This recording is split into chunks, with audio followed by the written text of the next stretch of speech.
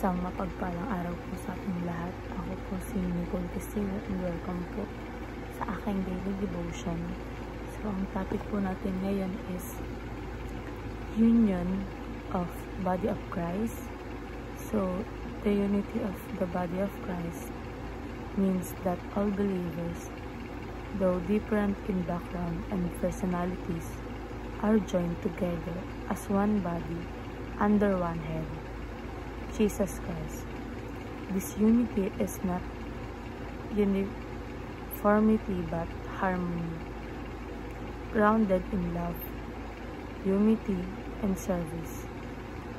When the church walks in one sense, oneness, it reflects the character of Christ and strengthens its witness to the world.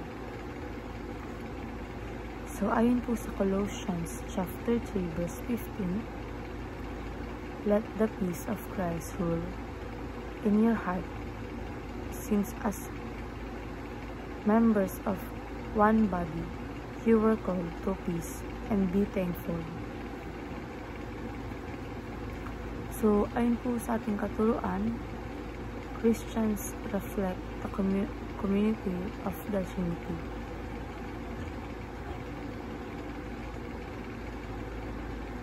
So, ang mga Kristiyano ay dapat magpakita ng pagkakaisa at pagmamahalan gaya ng nasa Trinity. So, si God the Father, Son, at Holy Spirit. Kahit tatlo sila, iisang kanilang layunin at pagkakaisa. Kaya tayo rin, bilang mga Kristiyano, dapat matulungan at pagmahalan bilang isang pamilya ni Christ. And Christians promote unity within the body of Christ. So,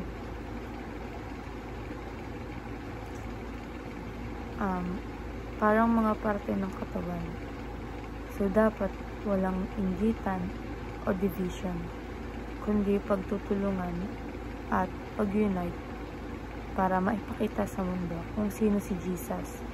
Unity shows that we truly belong to Him. And Christians strive to be peacemaker on a mission. So, tinawag tayo maging peacemaker. So, hindi troublemakers. Ibig sabihin, ginagawa natin ang lahat ng paraan para maayos ang way at magkaroon ng pagkakasundo. Mission natin ang magdala ng kapayapaan, hindi lang sa simbahan, kundi sa buong mundo. And sa applications naman, meron daw 3 commitments. Commit not to assume the worst about a person. So, huwag agad mag-judge o isipin ng masama ang intention ng iba. Bigyan mo na sila ng benefit of the doubt. Baka may dahilan sila sa kanilang ginawa, sinabi. And commit not to tell bad things about a person. So, iwasan ng chismis sa paninira. Kung may issue, kausapin ng direct ang tao, imbis na ipakala sa iba. Ganyan tayo nagiging tagapagdala ng kapayapaan, and commit to work toward peace and reconciliation. And lang po, maraming salamat.